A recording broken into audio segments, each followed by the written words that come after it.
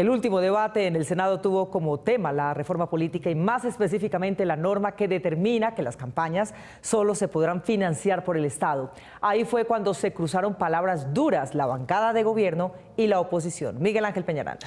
Mónica, el senador Bolívar mencionó el efecto de la financiación de bancos y narcos en las campañas políticas y el senador Mauricio Gómez protestó sintiéndose estigmatizado. En la madrugada del pasado jueves se realizó la última plenaria del Senado que buscaba aprobar la conciliación de texto de la reforma política entre varios proyectos de ley que el gobierno Petro tramitó. No me permite apoyarla. Y no me permite apoyarla. Aunque el proyecto de la reforma política ya había tenido los 4 debates de ley, la polémica la iniciaron varios congresistas de la oposición por distintos artículos, en especial el que establece la financiación por parte del gobierno a las campañas políticas. Entonces yo no puedo entender cómo es que la política del sector, la plata del sector privado es muy mala cuando la entregan ellos voluntariamente, pero es muy buena cuando se lo sacan ustedes en la reforma tributaria. El presidente del Senado, Roy Barreras, advirtió que no era el momento de debatir nuevamente los textos, pero abrió los micrófonos para quienes reclamaban dejar sus constancias en la última sesión.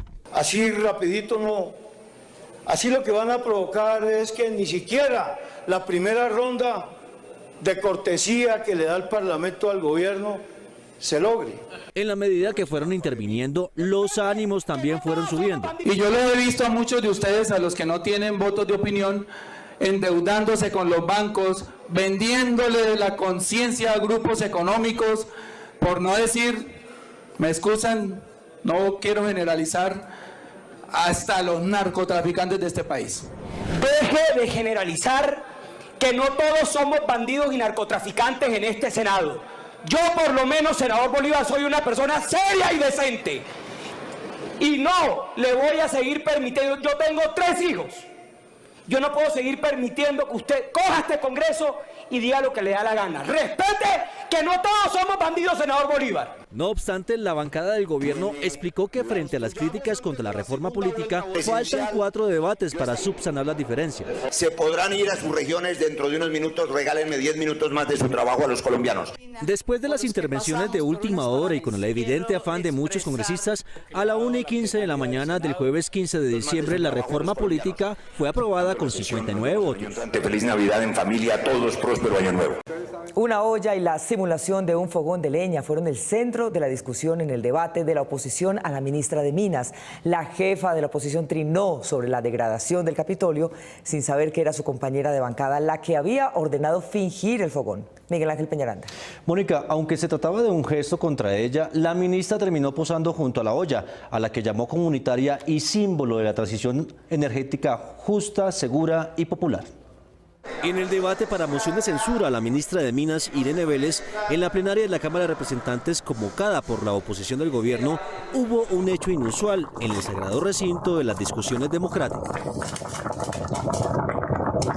Una olla fue puesta en una pila de leños que simulaba un fogón y botaba humo.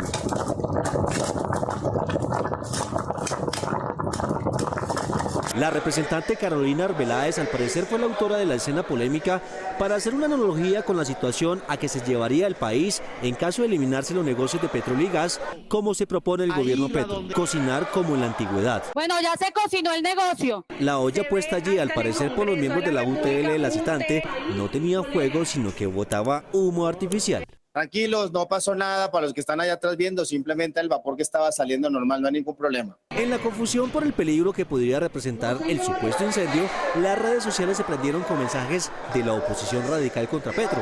La senadora María Fernanda Cabal, sin conocer el origen de la olla, cuestionó el acto pensando que había sido originada en congresistas del gobierno. El recinto del Congreso degradado, eso lo festejan con alegría los progres. El trino recibió todo tipo de respuestas. Congresistas que sí estuvieron en el debate le respondieron a Cabal. Pero fueron sus compas de oposición. Aquí la prueba. La gentuza de la que hablan es la oposición inteligente de la que ustedes hacen parte. Esta oposición no sabe dónde está parada, no sabe ni qué critican. Definitivamente es la peor oposición de la historia. 2 horas después, la senadora Cabal, tras darse cuenta que se había equivocado y que había atacado a sus corpartidarios, escribió otro trino en que ajustó el mensaje. Así quedaremos todos en Colombia, en la olla, gracias a El Cambio. Era tarde, puesto que ya tenía más de 1.600 mensajes de respuesta, la mayoría criticándola por su reacción frente a la olla, primero criticándola y después defendiéndola. La poposición inteligente. Al final del debate, la cuestionada ministra Vélez aprovechó el enredo y se tomó una foto al lado de la olla. Con la fuerza de las ollas comunitarias que alimentan a los barrios populares y veredas de Colombia, ratificamos que la transición energética será justa, segura y con la gente. La bancada de gobierno dijo que espera una oposición más sustancial para ejercer su derecho al debate. La oposición no pudo demostrar que la ministra de Minas generó pánico económico ni que estuviera errado el plan de transición energética del gobierno. No obstante, solo hasta el martes se producirá la votación. Gustavo Monge.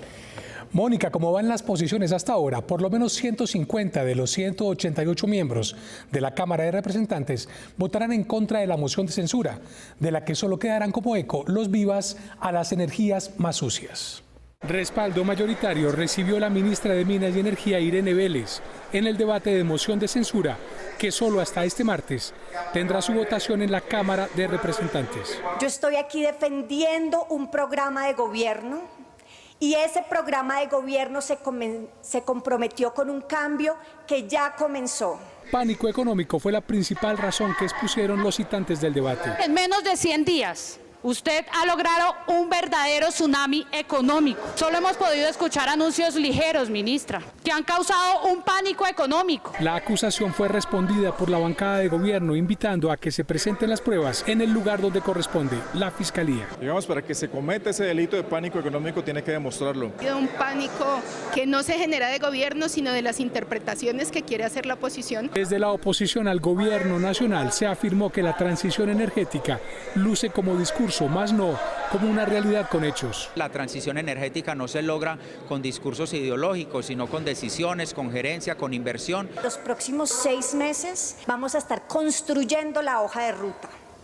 Construyendo la hoja de ruta de la transición energética justa. Y llegaron las arengas que promueven una economía extractivista. Sí al petróleo, sí al gas, sí al carbón y sí al fracking. Pero se recordó que la ministra tiene un mandato. Que es su deber, su tarea, su obligación, formular, adoptar, dirigir y coordinar la política en materia de uso racional de energía y el desarrollo de fuentes alternas de energía. La ministra recordó el horizonte que hoy tiene el mundo frente a los cambios del modelo energético. 39 países a nivel global dicen que desde finales de 2022, es decir, ya, no se va a realizar más inversiones en países foráneos, como seríamos nosotros, ni para gas, ni para petróleo, ni para carbón. Desde el primer debate de esta moción de censura, partidos que hacen parte de la coalición de gobierno anunciaron su voto. Todos nuestros aportes y nuestra disposición para construir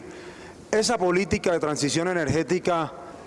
Que no hay elemento alguno válido para nosotros acoger o impulsar una moción de censura. Son 188 votos totales los que tiene la Cámara de Representantes, de los cuales 150 estarían en contra de la moción de censura, por lo que la ministra Irene Vélez se mantendría en su cargo.